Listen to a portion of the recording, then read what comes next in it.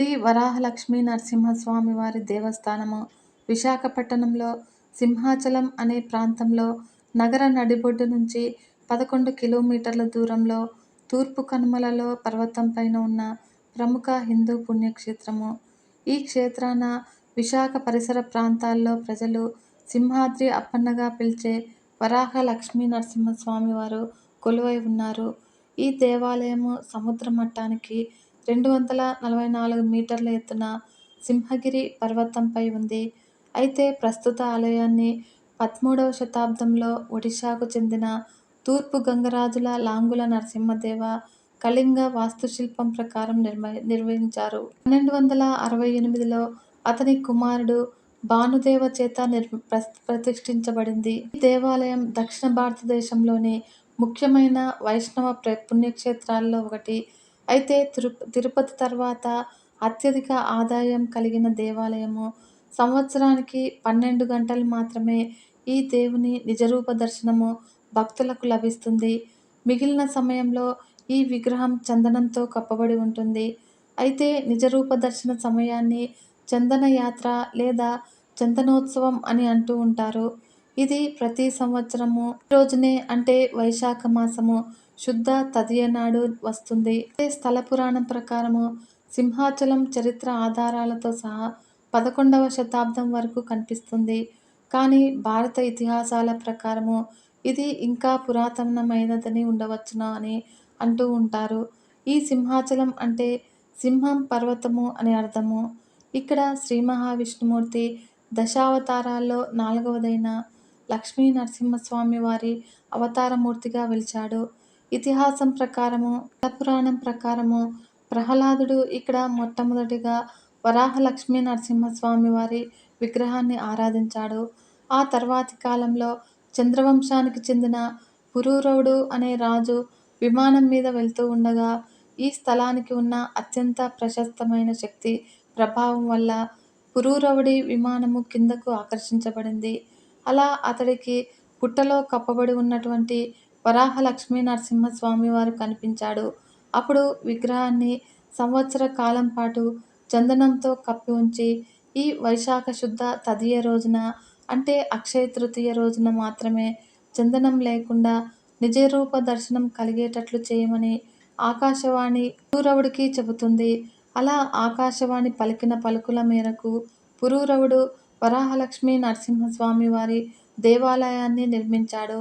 అలా ఆ సంప్రదాయము ఇప్పటికీ కూడా పాటించబడుతుంది. స్వామిలోని వేడిని చల్లార్చడానికి చందనంతో పూత పూస్తూ ఉంటారు. వరాహము, నరుడు, సింహము రూపాలు కలిసిన ఈ నరసింహుని అవతారము నిజరూపము త్రిభంగ ముద్రలో వరాహం తల, సింహం తోక కలిగిన మనిషి శరీరంతో ఉంటుంది. మిగిలిన సమయంలో చందనం కప్పబడి లింగాకృతిలో స్వామివారి నిత్యరూపము ఉంటుంది. కనుక ప్రతి సంవత్సరం వచ్చే ఈ రోజున వైశాఖ శుద్ధ తదియ రోజున విశాఖ పూర్ణిమకు దగ్గరలో ఇటువంటి తదియ రోజున చందనం తీసివేసి నిజరూప దర్శనం ఇస్తారు. మరియు సింహాచల క్షేత్ర మహత్యం ఏమిటంటే ఆది కాలం నుంచి ఆంధ్రప్రదేశ్లోని సింహాచలం ఒక ప్రసిద్ధమైన వైష్ణవ పుణ్యక్షేత్రము. కైలాసంగా పిలువబడే ఈ పుణ్యక్షేత్రం సముద్ర మట్టానికి 1500 అడుగుల ఎత్తున విశాఖపట్టణానికి ఉత్తరాన 10 మైళ్ళ దూరంలో ఉంది. ఈ ప్రదేశంలో అధిక భాగం అడవులు, కొండలతో నిండి ఉంటుంది. ఈ కొండల సముదాయము నీటి దారులతోనూ సన్నని కాలువలతోనూ కూడి ఉంది. అయితే ఇందులో ముఖ్యమైనది ఈశాన్యంలో ఉన్నటువంటి హనుమంత దార. మరికొన్ని ముఖ్యమైన దారలు సీతమ్మ దార, సింహాచల దార, మాధవ దార. ఇందులో సింహాచల దార అన్నింటికన్నా కూడా పెద్దది. సింహాచలము అంటే సింహం యొక్క కొండ అని అర్థము. ఇది శ్రీ మహావిష్ణువు యొక్క 4వ అవతారమైన నరసింహుని కొండగా భావించబడుతుంది. సర్వము విష్ణుమయము. జగత్ అంతటా కూడా పరమేశ్వరుడు ఉన్నాడు అనడానికి ప్రతీకగా నరసింహ అవతారం మనకి నిదర్శనంగా కనబడుతుంది. ఇంకా ఈ ఆలయ ప్రధాన దేవత శ్రీ వరాహ నరసింహస్వామి. యాదగిరిగుట్టలో యోగ నరసింహుడిగాను, వేదాద్రిలోను లక్ష్మీ నరసింహుడుగాను నరసింహస్వామి వారిని అనేక రూపాలతో భక్తులు ఆరాధిస్తూ ఉంటారు. దశావతారాల్లో ఇది అవతారాలైనటువంటి వరాహ, నరసింహ అవతారాలు రెండూ కలిసి వరాహ నరసింహునిగా కనిపించడం ఈ క్షేత్రం యొక్క ప్రత్యేకత. వరాహ ముఖము, మానవ శరీరము, సింహం తోకతో కూడిన స్వామివారి శరీరము మరెక్కడా కూడా కనిపించడు. ఇక్కడి ప్రజలు స్వామివారిని సింహాద్రి అప్పన్న అని పిలుస్తూ ఉంటారు. బయట నుంచి ఈ ఆలయం ఒక కోటను తలపిస్తూ ఉంటుంది. మిగతా ఆలయాలకు విరుద్ధంగా ఈ ఆలయం పడమర ముఖంగా ఉంటుంది. పడమర ముఖంగా ఉన్న మహాగోపురం నుండి ఆలయంలోనికి ప్రవేశిస్తే ప్రదక్షిణ చేసేందుకు వీలైన 3 ప్రాకారాలతో, 5 ద్వారాలతో, నాట్య, ఆస్థాన, భోగ మండపాలతో ఆలయం విలసిల్లుతూ ఉంటుంది. మరియు సంతాల గోపాల యంత్రంపై ప్రతిష్ఠించబడిన కప్పస్తంభాన్ని కౌగిలించుకున్న దంపతులకు సంతాన సౌభాగ్యం కలుగుతుందని ఇక్కడి వారి విశ్వాసము. ఇక్కడ ఉత్సవమూర్తులు, షట్రూపులు అనే వాటినే షడ్బేరులు అంటే 6 అని అంటారు. ఒక్కొక్క సేవకు ఒక్కొక్కరు. ఉత్సవమూర్తి గోవిందరాజులు, కౌతుకమూర్తి మదన గోపాలుడు, శయనమూర్తి వేణుగోపాలుడు, తపన అంటే స్నానం చేసే మూర్తి యోగానంద నరసింహుడు, బలిమూర్తి సుదర్శన చక్ర పెరుమాళ్ ఇవన్నీ కూడా స్వామివారి విభిన్న రూపాల కిందే లెక్క. ఆయా శరీరాలతో ఆయా కైంకర్యాలను స్వామివారు స్వీకరిస్తూ ఉంటారన్నమాట. మరియు మూల విరాట్టు శిలా విగ్రహం కాగా మిగిలినవి లోహమూర్తులు. మూల విరాట్టు వరాహ నరసింహ ప్రహ్లాద మందిరం మధ్యలో చందనబూతతో లింగాకారంలో దర్శనమిస్తూ ఉంటాడు. ఇందులో స్వామి చుట్టూ ప్రదక్షిణ చేసే వీలు కూడా ఉంటుంది.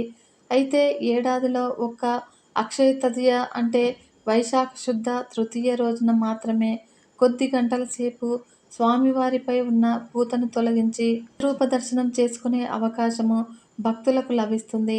అప్పుడు త్రిభంగి భంగిమలో 2 చేతులతో, వరాహ ముఖంతో, నరుని శరీరంతో, సింహం తోకతో స్వామివారు దర్శనమిస్తారు. మూలవరులకి ఇరువైపులా కూడా శ్రీదేవి, భూదేవి ఉన్నారు. పద్మాసనంలో కూర్చుని చేతిలో పద్మంతో అభయవరద ముద్రలో ఉన్న చతుర్భుజ తాయారు అంటే లక్ష్మీదేవికి ఆండాల్ సన్నిధులు ఉన్నాయి. ఆళ్వార్లకు ఈ ఆలయంలో గౌరవ స్థానం కల్పించబడింది. ఇక్కడ భగవద్రామానుజులు, మానవాళ మహాముని విశ్వక్సేన సన్నిధులు కూడా ఉన్నాయి. వారి జన్మ నక్షత్రాలలో విశేషమైన పూజలు కూడా నిర్వహించబడతాయి. రామానుజ కూటం అనే వంటశాల ఆలయంలో ఉంది. అయితే వైశాఖ, జ్యేష్ఠ మండపాలలో విశేష పూజలు జరుగుతాయి. ప్రతి ఏటా కూడా చైత్రమాసంలో స్వామివారి కళ్యాణం జరిపించడానికి ప్రత్యేకమైన కళ్యాణ మండపం కూడా ఉంది. ఈ ఆలయానికి 2 పుష్కరిణులు ఉన్నాయి. ఒకటి స్వామివారి పుష్కరిణి, మరొకటి వరాహ పుష్కరిణి. ఇది కొండ కింద భాగంలో ఉంటుంది. మరియు విశేషమైన పండుగ ఉత్సవాల్లో స్వామివారికి ఈ పుష్కరిణిలో స్నానం చేయిస్తారు. కొండ కింద ఉన్న 2 ఉద్యానవనాల్లో స్వామి పండుగ సమయాల్లో ఊరేగిస్తారు. గంగధారకు వెళ్లే దారిలో శ్రీ త్రిపురాంతక త్రిపుర సుందరి ఆలయం ఉంది. శ్రీ త్రిపురాంతక స్వామివారు ఇక్కడి క్షేత్రపాలకుడు. మరియు గంగధార పక్కన సీతారాముల గుడిని కూడా దర్శించుకోవచ్చును. గుడికి వెళ్లే మార్గంలో శ్రీ కాశీ విశ్వేశ్వర, అన్నపూర్ణాదేవిల సన్నిధి కూడా ఉంటుంది. హనుమంతునికి కూడా ప్రత్యేకమైన ఆలయం ఉంది. దక్షిణ భారతదేశంలో గల చాలా ఆలయాల వలనే ఈ ఆలయానికి కూడా ప్రత్యేకమైన స్థల పురాణం ఉంది. ఈ స్థల పురాణము 32 అధ్యాయాలుగా విభజించబడింది. తన భక్తుడైనటువంటి ప్రహ్లాదుని రక్షించడానికి శ్రీ మహావిష్ణుమూర్తి ఈ కొండపై దర్శనమిస్తాడు. పురాణాల కథనం ప్రకారము ఇది త్రేతాయుగానికి చెందినది. మునులను అవమానించిన కారణంగా శ్రీ మహావిష్ణుమూర్తి ద్వారపాలకులైన జయ, విజయులు కశ్యప మహామునికి కుమారులుగా హిరణ్యకశప, హిరణ్యాక్షులుగా జన్మిస్తారు. అయితే చిన్నవాడైనటువంటి హిరణ్యాక్షుడు భూమిని బంధించి సమస్త ప్రాణులను కూడా హింసిస్తూ ఉండగా విష్ణుమూర్తి వరాహ రూపంలో అతన్ని సంహరించి భూమిని రక్షిస్తాడు. సోదరుని మరణవార్తతో హిరణ్యకశిపుడు క్రోధుడై దేవతలను, ఋషులను, హరిభక్తులను హింసిస్తూ ఉండగా అప్పుడు శ్రీ మహావిష్ణుమూర్తి తన సేవకుల్లో ఒకరైన సుముఖుణ్ణి హిరణ్యకశిపునికి కుమారుడుగా జన్మించమని ఆదేశించగా అతడు ప్రహ్లాదునిగా జన్మించి చిన్నతనం నుండే విష్ణు భక్తుడయ్యాడు. అయితే ఇది సహించక హిరణ్యకశిపుడు అనేక విధాలుగా అతన్ని మార్చడానికి ప్రయత్నించి విఫలుడై తన సేవకులతో ప్రహ్లాదుని సముద్రంలో పడవేసి అతని మీద ఒక పర్వతాన్ని వేయవలసిందిగా ఆజ్ఞాపిస్తాడు. సేవకులు సింహగిరి పర్వతాన్ని ప్రహ్లాదునిపై వేయగా అప్పుడు స్వామి వచ్చి రక్షిస్తాడు. ఆ సింహగిరే నేటి సింహాచలంగా రూపాంతరం చెందింది. ప్రహ్లాదుని కోరికపై హిరణ్యాక్ష, హిరణ్యకశిపులని వధించిన అవతారాలైనటువంటి వరాహ, నారసింహ రూపాలతో కలిసిన రూపంగా స్వామివారు ఇక్కడ వెలిశాడు. భక్తితో ప్రహ్లాదుడు స్వామివారి కోసం ఇక్కడ ఒక ఆలయం కట్టించి వరాహ నరసింహస్వామిని పూజించినట్లు పురాణ కథనము. మరియు కృతయుగం చివరిలో ఈ ఆలయము నిరాదరణకు గురై కొంత భాగం భూమిలో కప్పబడిపోయింది. తరువాతి యుగంలో చంద్రవంశరాజు పురూరవుడు ఈ ఆలయాన్ని పునరుద్ధరించాడు. ప్రహ్లాదుని కథ విష్ణు పురాణంలోను మరియు భాగవతంలోను ప్రస్తావించబడింది. సింహాచలం ప్రహ్లాదుని రక్షించిన క్షేత్రంగాను, అహోబిలం హిరణ్యకశిపుని వధించిన తర్వాత వెలిసిన క్షేత్రంగాను పురాణ కథనము. ఈ ఆలయంలో స్వామివారి ప్రధానోత్సవాలు ఆగమ శాస్త్రం ప్రకారము, శిష్టాచార సంప్రదాయం ప్రకారము ఆలయ ఉత్సవాలు చాలా ఉన్నాయి. కళ్యాణోత్సవము, చందనోత్సవము, ధనుర్మాస ఉత్సవము, వారోత్సవము, మాసోత్సవము జరుపుతారు. అయితే చందనయాత్ర వీటిల్లో అతి ముఖ్యమైనది. ఈ ఉత్సవానికి దేశం నలుమూలల నుండి భక్తులు వస్తూ ఉంటారు. విశాఖ మాసంలోని అక్షయ తృతీయ రోజున అంటే ఈ రోజున ఈ ఉత్సవం చేస్తారు. ఇది శ్రీ మహావిష్ణువుకి చాలా ప్రీతికరమైన ఉత్సవంగా భావిస్తారు. ఈ రోజున స్వామివారికి చందనం సమర్పించిన వారికి మరియు దర్శించిన వారికి మోక్షము, ఆనందం కలుగుతాయి. స్వామివారి చందనం తెల్లవారుజామున తీసి 12 గంటల నిజరూప దర్శనం తర్వాత సాయంత్రం మళ్ళీ చందన పూత వేస్తారు. ఇలా 12 మణుగుల చందనము స్వామివారికి 3 సార్లుగా వేస్తారు. అవి నరసింహ జయంతి, ఆషాఢ శుద్ధ పూర్ణిమ మరియు జ్యేష్ఠ శుద్ధ పూర్ణిమ రోజున. ఈ ఆలయం కట్టడం విభిన్నంగాను, వివిధ పద్ధతుల మిళితంగాను ఉంటుంది. ఈ ఆలయంలో ఉన్న స్తంభాలు శిల్పకళా శోభితాలు. స్తంభాల మీద రకరకాల నరసింహమూర్తులను ధ్యాన శ్లోక వర్ణనల ఆధారంగా మలిచారు. శ్రీ వరాహస్వామి వారికి, శ్రీ నరసింహస్వామి వారికి విడివిడిగా అనేక ఆలయాలు ఉన్నప్పటికీ ఈ రెండు ఒకటిగా కలిసి ప్రధాన దైవంగా ఆరాధించబడే స్థలమే ఈ సింహాచలం ఒక్కటే. రెండూ కూడా స్వామివారి ఉగ్రరూపాలు అవడం చేత చందనంతో కప్పబడి ఉంచాలి అనే అభిప్రాయం కూడా ఉంది. నరసింహస్వామి వారు ఉగ్రమూర్తి, భయం కొలిపేలా ఉంటాడు. కానీ సింహాచలం అప్పన్న స్వామిలో ఉగ్రత్వం ఏమాత్రం కూడా ఉండదు. నిరంతరము చందనపు పూతలో దర్శనమిస్తాడు స్వామివారు. ఏడాదికి ఒకమారు అంటే ఈ అక్షయ తృతీయ రోజున చందనం పూతను తొలగించి చూస్తే గరుత్మంతుని లాలిస్తూ భక్త రక్షణ కోసము తాపత్రయపడుతూ కనిపిస్తాడు అప్పన్న స్వామి. స్వామివారి చందనోత్సవం సందర్భంగా కొన్ని విషయాలు తెలుసుకుందాము. చల్లదనాన్ని అందించే చందనంతో తన శరీరాన్ని కప్పుకొని భక్తులపై చల్లని చూపులు చేసే దేవాదిదేవుడు సింహాచల అప్పన్న స్వామివారు. చందనపు పూతలో స్వామివారు సుమారు 3 అడుగుల ఎత్తులో శివలింగం మాదిరిగా గుండ్రంగా దర్శనమిస్తాడు. అయితే వాస్తవానికి స్వామివారికి రూపం ఉన్న ఆ రూపం అంత చందనంతో కప్పబడి ఉంటుంది. సంవత్సరంలో ఒక్కరోజు అంటే అక్షయ తృతీయ రోజున మినహా మిగతా అన్ని రోజులు కూడా స్వామివారు చందనం పూతలోనే ఉంటారు. దీన్ని నిత్య రూపం అని పిలుస్తారు. ఈ ఏడాదికోసారి ఒకరోజు అక్షయ తృతీయ రోజున మాత్రము నిజ రూపంలో దర్శనమిస్తారు. నిజ రూపంలో స్వామివారు వరాహ ముఖంతో, మానవ దేహంతోనూ, సింహపు తోకతో, జూలుతో ఉంటాడు. కుడి చేతి వేళ్లతో గరుత్మంతునికి అమృతం తాగిస్తూ, ఎడమ చేతితో వస్త్రాన్ని సరిచేసుకుంటూ ఉన్నట్లుగా దర్శనమిస్తాడు. అలా స్వామివారికి ఇరువైపులా శ్రీదేవి, భూదేవి కొలువై ఉన్నారు. మరియు సింహాద్రి అప్పన్న ఆలయ ప్రదక్షిణ మార్గంలో ఒక స్తంభం దర్శనమిస్తుంది. దానికి కప్పస్తంభం అని పేరు. స్వామివారిని దర్శించిన భక్తులు ఈ స్తంభాన్ని కౌగిలించుకోవడము ఇక్కడ ఆచారము. స్వామివారి దర్శనం చేసుకోవడానికి ఎంత ప్రాముఖ్యతనిస్తారో భక్తులు ఈ స్తంభాన్ని కౌగిలించుకొని కూడా అంతే ప్రాముఖ్యమిస్తారు. అయితే సంతానం లేని దంపతులు ఈ స్తంభాన్ని కౌగిలించుకుంటే సంతానం కలుగుతుందని నమ్మకం ఉంది. దేవుడు లేడు అన్నాడు హిరణ్యకశిపుడు ఒక్కడే ఆనాడు.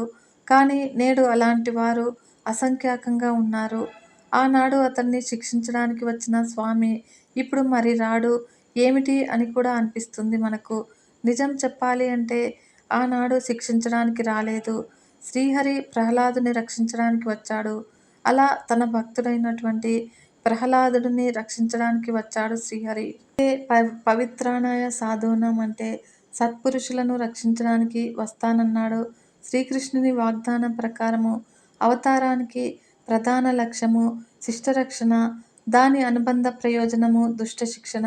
ఇంకా శ్రీహరి ధరించిన అవతారాల్లో వరాహ నరసింహ అవతార సమ్మేళనంగా విలక్షణంగా రూపంలో తేజరిల్లే దివ్యకృతి మన సింహాచలం వరాహ నరసింహ స్వామివారి స్వరూపము. తూర్పు కనుమలలోని ఖ్యాతిగాంచిన సింహగిరిపై అప్పల సింహస్వామివారు భక్తుల కోర్కెలు తీర్చి ఆపద్బాంధవుడిగా వర్ధిల్లుతూ ఉన్నాడు. నిత్యము చందనాభూతమైన లింగాకృతిలో గోచరమయ్యే స్వామి నిజమంగళ రూపాన్ని ఏడాదికో ఒక్క రోజున మాత్రమే చందనోత్సవం నాడు భక్తులు దర్శించుకుంటూ ఉంటారు. ఈ వైశాఖ శుద్ధ తదియ అక్షయ తృతీయ రోజున సింహాచలము చందనయాత్ర పేరిట వైభవోపేతమైన వేడుకకు నలుమూలల నుంచి కూడా భక్తులు తరలి వస్తూ ఉంటారు. పాహి శ్రీమన్నారాయణ అని ప్రహ్లాదుడు పిలవగానే గరుత్మంతుడిపై నుంచి ఒక్క ఉదుటున కిందికి దూకుతున్న స్వామివారి దివ్య చరణాలు పాతాళంలోకి దిగబడ్డాయి. అందుకే వరాహ నరసింహ పాద దర్శనము భక్తులకు సాధ్యం కాదు. హిరణ్యకశిపుని అంతమొందించిన తర్వాత నరసింహుడు ప్రళయ భీకర జ్వాలలు మాలికలతో ప్రకటితమయ్యేసరికి సమస్త సృష్టి కూడా భీతిల్లింది. బ్రహ్మాది దేవతలతో పాటు ప్రహ్లాదుడు ప్రార్థించిన ఫలితం లేకపోయింది. అప్పుడు బ్రహ్మకు శ్రీ చందన వృక్షానికి ఉగ్రత ఉష్ణతాపము నివారించే శక్తిని అనుగ్రహించిన విషయము స్ఫురణకు వచ్చింది. అలా చందన లేపనంతో స్వామివారి ఉగ్రత్వాన్ని తగ్గించమని ప్రహ్లాదుడికి బ్రహ్మ సూచించాడు. అప్పుడు ప్రహ్లాదుడు చేసిన చందన సేవ వల్ల నరసింహుడు క్రమంగా శాంతించాడు. ప్రహ్లాదుడిని వరం కోరుకోమన్నాడు. చందన చర్చితంగా బాసిల్లే ఆ స్వామిని సింహగిరిపై సదా కొలువు తీరమని ప్రహ్లాదుడు వరం కోరుకున్నాడు. అలా అక్షయ తృతీయ రోజుతో పాటు జ్యేష్ఠ పౌర్ణమి, ఆషాఢ పౌర్ణమి తిథులలో 3 విడతల్లో స్వామివారికి మొత్తం 12 మణుగుల పరిమాణ చందనాన్ని స్వామివారికి సమర్పిస్తూ ఉంటారు. సంవత్సరమంతా సింహాచలేశుని చందనమయ లింగాకృతిలో దర్శనమిస్తూ శివకేశవుల అభేదనకి ప్రత్యక్ష నిదర్శనంగా వర్ధిల్లుతూ ఉంటారు. నిజరూప దర్శనం కోసము సుదూర ప్రాంతాల నుంచి భక్తులు తరలివచ్చి మొక్కులు చెల్లించుకుంటారు. తర్వాత స్వామివారి శరీరం నుంచి తీసిన గంధాన్ని ప్రసాదంగా స్వీకరించడం మరో ప్రత్యేకత. ఈ విధంగా అక్షయ తృతీయ రోజున అచ్యుతుడైనటువంటి నరసింహునికి చందన సమర్పణ మహోత్సవం జరిపిస్తారు. ఈ రోజు చేసే జప, తప, హోమ, తర్పణాదులు అక్షయమై పుణ్యఫలాలనిస్తాయని, అక్షయ తృతీయ రోజున చేసినటువంటి ఏవైనా పూజలైనా సరే అనంతమైన ఫలమిస్తాయని అంటూ ఉంటారు. స్వామివారు కలలో చెప్పినట్లుగా పురూరవ చక్రవర్తి సింహగిరి లోయలోని ఎంత వెతికినా కూడా ఫలితం లేదు. రెండవ రోజు స్వామివారు మరోసారి దివ్యవాణితో తాను 12 అడుగుల పుట్టలో ఉన్నానని వెలికి తీయాలని ఆదేశించాడు. దీంతో స్వామివారి విగ్రహాన్ని వెలికితీసిన పురూరవ చక్రవర్తి అత్యంత వైభవంగా చందనోత్సవాన్ని నిర్వహించినట్లు చరిత్ర చెబుతోంది. స్వామివారి 12 అడుగుల పుట్టలో లభ్యం కావడంతో అందుకు తగ్గట్టుగానే ఉత్సవము తదుపరి దశల వారీగా 12 మణుగుల చందనాన్ని అంటే 500 కేజీలు సమర్పించడం జరుగుతుంది. ఈ విధంగా స్వామివారికి తొలగించినటువంటి చందనాన్ని భక్తులు ప్రసాదంగా స్వీకరించినట్లయితే వారికి గల సకల బాధలన్నీ తొలగిపోయి సంపదలు కలుగుతాయని ప్రతీతి. విన్నారు కదా ఫ్రెండ్స్, ఈ వీడియో మీకు నచ్చినట్లయితే ఒక చిన్న లైక్ చేసి మన ఛానల్ని ఇంతవరకు సబ్స్క్రైబ్ చేసుకోకుంటే సబ్స్క్రైబ్ చేసుకొని సపోర్ట్ ఇవ్వండి ఫ్రెండ్స్. మరొక మంచి వీడియోతో మీ ముందుకు వస్తాను. అంతవరకు సెలవు. నమస్కారం.